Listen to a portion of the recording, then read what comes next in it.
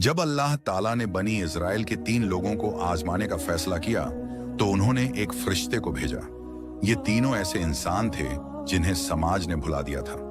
एक आदमी कोढ़ी था, उसका जिस्म इतनी बुरी हालत में था कि लोग उसे देखकर दूर हट जाते थे। दूसरा गंजा था, उसके सिर पर सफेद दाग थे, लोग उससे नफरत करते और मुंह फेर लेते थे। तीसरा आदमी अंधा था, उसकी दुनिया सिर्फ अंधेरे तक सिमटी हुई थी। फरिश्ता इंसानी शक्ल में सबसे पहले कोढ़ी के पास आया और पूछा, तुम क्या चाहते हो? कोढ़ी ने कहा, मेरा जिस्म साफ हो जाए, रंग अच्छा हो जाए, लोग मुझसे नफरत करते हैं। फरिश्ते ने उस पर हाथ फेरा और उसी पल उसकी बीमारी खत्म हो गई। उसका जिस्म ठीक हो गया और रंग निखर आया। फिर फरिश्ते ने पूछा, तुम्हें कौन सा माल पसंद है? उसने कहा, ऊंट। फरिश्ते ने उसे एक गर्भवती ऊंटनी दी और कहा, अल्लाह इसमें तुम्हें बरकत अता करे।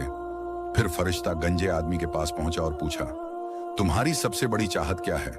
उसने कहा, मेरे सिर पर अच्छे बाल आ जाएं और ये दाग मिट जाए, लोग मुझसे घिन करते हैं। फरिश्ते ने हाथ रखा और उसी लम्हे उसके सिर पर खूबसूरत बाल उगाए, दाग भी गायब हो गए।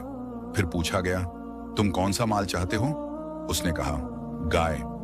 फरिश्ते ने उसे एक गर्भवती गाय दी और दुआ दी, अल्लाह इसमें बरकत दे। इसके बाद फरिश्ता अंधे के पास गया और उससे पूछा, तुम क्या चाहते हो? अंधे ने कहा, अल्लाह मेरी आंखें लौटा दे ताकि मैं लोगों को देख सकूं। फरिश्ते ने उसकी आंखों को छुआ और वह देखने लगा। पहली बार दुनिया उसकी नजरों के सामने थी। फिर पूछा गया, तुम्हें कौन सा माल पसंद है? उसने कहा, भेड़ या बकरी। फरिश्ते ने उसे एक गर्भवती भेड़ दी और कहा, अल्लाह तुम्हें इसमें बरकत अता करे। वक्त गुजरता गया, जानवरों ने बच्चे दिए और बच्चे बड़े होते चले गए। धीरे धीरे हालात बदल गए। कोढ़ी ऊंटों की पूरी वादी का मालिक बन गया, गंजा गायों की वादियों का मालिक हो गया और अंधा भेड़ों की वादियों का। जो तीनों कभी फकीर थे, अब अल्लाह की नेमत से तीनों अमीर बन चुके थे। एक दिन अल्लाह के हुक्म से वही फरिश्ता फिर लौट कर आया, लेकिन इस बार वह एक फकीर के भेष में था। पुराने कपड़े पहने हुए, फटे पुराने जूते और चेहरे पर लंबा सफर तय करने की थकान साफ झलक रही थी। सबसे पहले वह उस आदमी के पास गया जो कभी कोढ़ी था मगर अब पूरी तरह सेहतमंद और बहुत अमीर हो चुका था। फरिश्ते ने कहा, मैं एक मुसाफिर हूं, सफर में मेरा सब कुछ खत्म हो गया है, अब सिर्फ अल्लाह और तुम्हारा सहारा है। उस अल्लाह के नाम पर जिसने तुम्हें अच्छा रंग और तंदुरुस्त जिस्म अता किया, मुझ पर रहम करो और मुझे एक ऊंट दे दो ताकि मैं अपना सफर पूरा कर सकूं। अमीर आदमी ने जवाब दिया, मेरे ऊपर बहुत जिम्मेदारियां हैं, मैं कुछ नहीं दे सकता।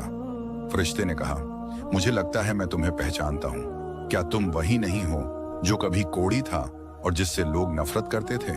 क्या तुम कभी फकीर नहीं थे? फिर अल्लाह ने तुम्हें यह सब नेमतें दी।